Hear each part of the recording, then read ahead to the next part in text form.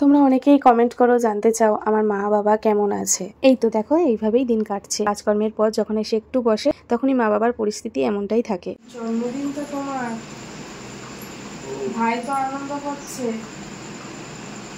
ও ঠিক আনন্দ করছে।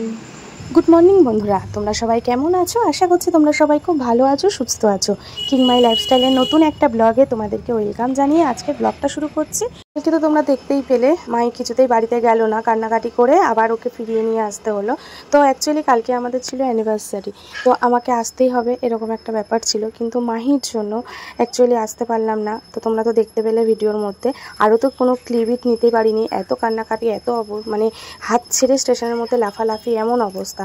তারপরে আবার ফিরে আসলাম। আসার পর সন্ধেবেলা দেখো এখন মুড়ি মাখা হয়েছে, আর এই দাদা আর বাবা দুজনে বসে আছে। তো সবাই মিলে বললো মুড়ি মাখা খাবে, ওই জন্য সব কিছু দিয়ে মুড়ি মাখা হয়েছে। আর এদিকে দেখো মাহির দাদা, মামার মেয়ে, সব বোনেরা এখানে বসে রয়েছি। কালকে বাবার জন্মদিন, তো যেহেতু রাত্রি 12টার সময় আমরা সবাই উইশ করব, সেই কারণে এখানে সবাই মিলে বলছিলাম যে চল বাবাকে গিয়ে উইশ করি। এরা তো কেউ যেতে চাইছে না ভয়েতে, বাবা একটু চেঁচামেচি করবে। বাবা এগুলো এখন একটু আবার ভালো লাগে না, তো বাবা একটু সবসময় একটু খিটখিট মতো করে। তো আমি বলছি চল, আমি বলছি। তো দিদির ছেলে তো ভয়ে গেল না, আমার ছেলেও ওর কথা শুনে, দাদার কথা শুনে বসে গেছে। বলছে এক্ষুনি বলতে গেলে যদি দাদান চেঁচিয়ে ওঠে, তো ওই ভয়েতে। তো আমি বুঝিয়ে বললাম চল, তো দাদা ভয়ে গেল না, মাইকে নিয়ে গেলাম, গিয়ে আমরা উইশ করলাম। তো তোমরা দেখতে পাবে প্রথমবার বাবাকে অনেকবার ডেকেছি, বাবা কোনো রেসপন্স করেনি, মানে কোনো সাড়া শব্দ কিচ্ছু দেয়নি। তো এখন আমরা মেয়েরা রয়েছি, একটু ওদেরকে তো আনন্দে রাখতে হবে। তো যে কোনো উপায়ে একটা কিছু যদি করা যায় তাহলে তো ওদের ভালো লাগবে। কিন্তু এই মুহূর্তে যে ওদের ভালো লাগছে না, কিন্তু তারপরেও যে উইশটা করা, এটা তো আমাদের করণীয়, আমাদের করতে হবে। তো যাই হোক, এদিকে মাও বসে রয়েছে। তার মধ্যে আমাদের যে কালকে অ্যানিভার্সারি ছিল, এরা কেউ জানতো না। আমার কালকে চলে যাওয়ার কথা ছিল, তো যেতে তো পারলাম না। তো তোমাদের দাদা ভাই একটা স্ট্যাটাস দিয়েছিল, আমাদের দুজনার দিয়ে হ্যাপি অ্যানিভার্সারি একটা উইশ করে হোয়াটসঅ্যাপে স্ট্যাটাস দিয়েছিল। সেটা আমার দাদা দেখেছে, তো দাদা এসে বলাতে এরা সবাই জানতে পেরেছে। আমার মাসির মেয়েও এসেছিল, তো ব্যাপারটা কেউ জানতো না, হঠাৎ করে জেনে গেছে দাদা এসে বলাতে। তো আমার বোনেরা, যার বিয়ে হয়েছে, নতুন বিয়ে হলো যার, তো বোনেরাও আছে। তো তারপরে কি হলো তোমরা পুরো ব্লগটা দেখো, তাহলেই দেখতে পাবে। ও বা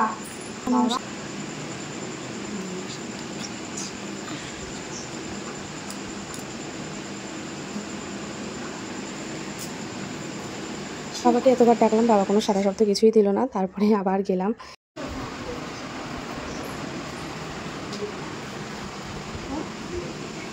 হ্যাপি বার্থডে, শুভ জন্মদিন, শুভ জন্মদিন বাবা।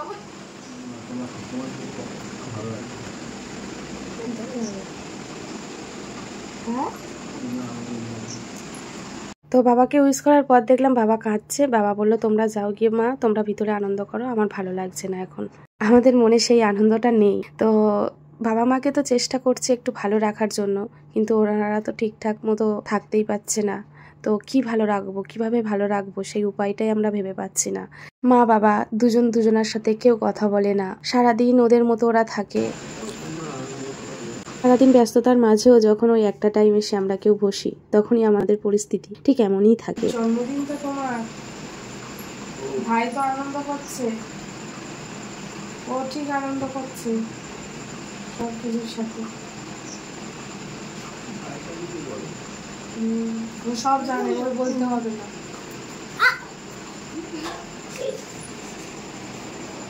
সব জানি তার জন্মদিন কোনদিন কি, যাওয়ার আগে তো ও দেখার জন্য তো একজনকে পাঠিয়ে দিয়ে গেছে, তাকে পাঠিয়ে দিয়েছে যাতে ওর কর্তব্যটা অন্য কেউ করে। মানে কাটা শুরু করো না কাজে আর তোমরা সবাই মিলে কাটা শুরু করো, আমি বসে বসে দেখি তোমরা কত কাটতে পারো। তুই থাকতে আমাদের কাছে তোর মূল্য কতটা সেটা আমরা বুঝিনি, কিন্তু তুই চলে যাওয়ার পর প্রতিটা মুহূর্তে আমাদেরকে বুঝিয়ে গেছিস তোর মূল্য আমাদের কাছে কতটা। দেখতেই পাচ্ছিস সবাই এইভাবেই দিন কাটছে রে। কেউ আমরা ভালো নেই, ওপর থেকে হয়তো ভালোভাবে রয়েছি, সবাই দেখতে পাচ্ছে, কিন্তু আমরা কেউ ভালো নেই ভাই তোকে ছাড়া। তো যাই হোক বন্ধুরা, এই ভিডিওটা অনেকদিন আগের ভিডিও, আমি জানতাম না যে বোন এই ভিডিওগুলো করেছিল। তো আমি এখন এডিট করতে বসে যখন ক্লিপগুলো অ্যাড করেছি, তখন দেখছি এই ভিডিওগুলো।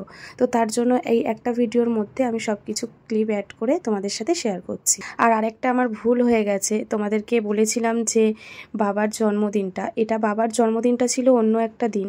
আমি তখন গেছিলাম একদিনের জন্য মা বাবাকে দেখতে, সেই সময় বাবার জন্মদিনটা ছিল, আর আমার অ্যানিভার্সারির দিনটা ছিল আলাদা। তো এই দুটো দিন আলাদাই ছিল, তো সেটা আমি বুঝতে পারিনি। অ্যাকচুয়ালি ভিডিওগুলো অনেক দিন আগের তো ঠিক সেইভাবে মনে নেই, আর এমনিতেই আমি সব কিছু মনে রাখতে পারছি না, সব কিছু ভুলেই যাচ্ছি। তো যাই হোক, আমি যে ভয়েস ওভার করেছি সেই ভয়েসটা আর কাটলাম না, এই ভিডিওর মধ্যেই তোমাদেরকে বলে দিলাম। রাত্রির 11টার সময় আমার মাসির মেয়ে এসে বোনের বরকে দিয়ে, মানে নতুন যে জামাই আর কি, নতুন যে বোনের বিয়ে হয়েছে তার বর, ওকে দিয়ে বাইকে করে কেক আনিয়েছে, জানো কোথা থেকে। আর আমি তো এইসব জানিই না।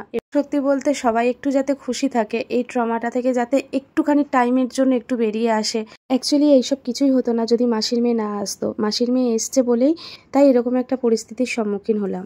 আর দেখো আমাকে কি আনন্দ করবে, ওই যে মাসির মেয়েকে দেখালাম, ও শুয়ে রয়েছে। মাঝের মধ্যে আসে, বাবা মাকে দেখে যায়, বোনেদের দেখে যায়।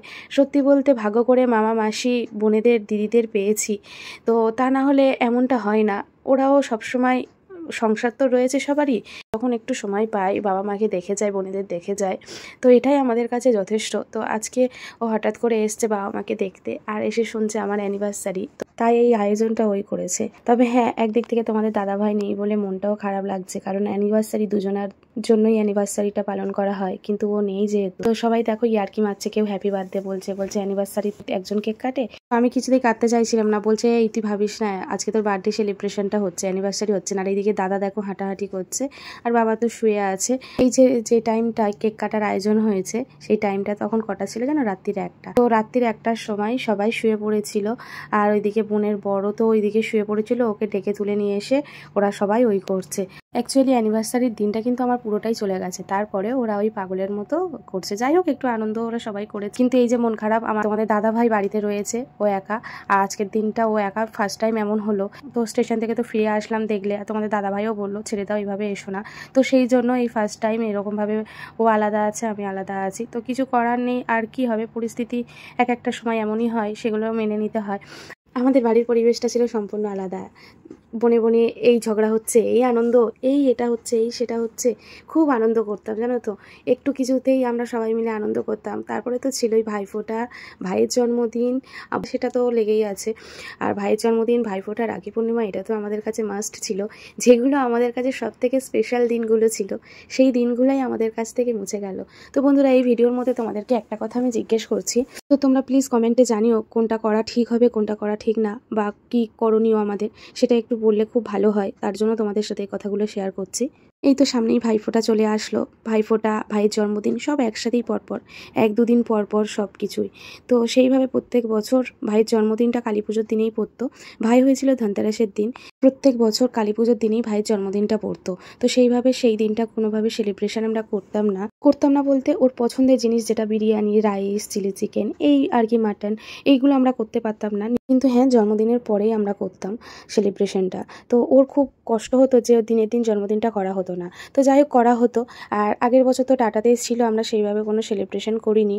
জাস্ট আমি ওর জন্য ওর পছন্দের বিরিয়ানি নর্মাল যেভাবে করে নিয়ে যেতাম, তোমরা তো দেখেছো, তো সেইভাবে বিরিয়ানি করে নিয়ে গেছিলাম। তো খুব আনন্দ পেয়েছিল, ক্যান্টিনে বসিয়ে ওকে খাইয়ে দিয়ে আমি তারপরে এসেছিলাম। তবে টাটা থেকে ওকে কেক কাটিয়েছিল, যেখানে থাকতো সেখান থেকেও কেক কাটিয়েছিল।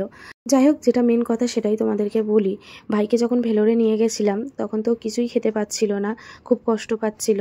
তো ও আমার কাছে বলেছিল চিলি চিকেন আর রাইস খাবে। আমি বলেছিলাম ঠিক আছে ভাই, তুই একটু সুস্থ হ, তুই তো এখন খেতে পাচ্ছিস না, তুই একটু সুস্থ হলে তোকে চিলি চিকেন আর রাইস করে খাওয়াবো। তো ডাক্তারদের জিজ্ঞেস করেছিলাম, বলেছিল যে না, এখন এই মুহূর্তে এগুলো খাওয়ানো যাবে না। তো সেই জন্য খাওয়াতে পারিনি। তো তাই ভেবেছিলাম যে ওর জন্মদিনটা একটু ছোট করে করব। তো সেটা অনেকের কাছে জিজ্ঞেস করেছি, বললো হ্যাঁ করা যাবে, কোনো কিছু পুজো আচ্ছা দেওয়া যাবে না। আবার কেউ বলছে না, যারা বেঁচে থাকে তাদেরই জন্মদিন হয়, যারা চলে যায় তাদের জন্মদিন হয় না, যেদিন চলে যায় সেই দিনটা পালন করা হয়। সেই দিনটা তো তোমরা বুঝতেই পারছো কি, কিন্তু সেই দিনটা আমি বলতে পারবো না, কারণ ও আমাদের সাথে সবসময়ের জন্য রয়েছে, বেঁচে আছে আমাদের কাছে। তো যাই হোক, এটা কি করাটা ঠিক হবে কি ঠিক না, বা কি করণীয় সেটা একটু যদি বলো তাহলে খুব ভালো হয়। তো প্লিজ তোমরা একটু কমেন্টে জানিও। আর এইদিকে দেখো, আমি এখন বেরিয়ে গেছি বাড়ি থেকে, তার মাঝে আর কোনো ভিডিও করিনি। মাইকে নিয়ে সোজা চলে এসেছি, স্টেশনে দাঁড়িয়ে রয়েছি, দেখতেই পাচ্ছ। এদিকে মাহি বাড়িতে না আসার জন্য এমন কথা থাকতে পারলাম না। তো চলো বন্ধুরা, আবারও নতুন কোনো ব্লগে তোমাদের সাথে দেখা হচ্ছে। ততক্ষণ তোমরা সুস্থ থেকে ভালো থেকো।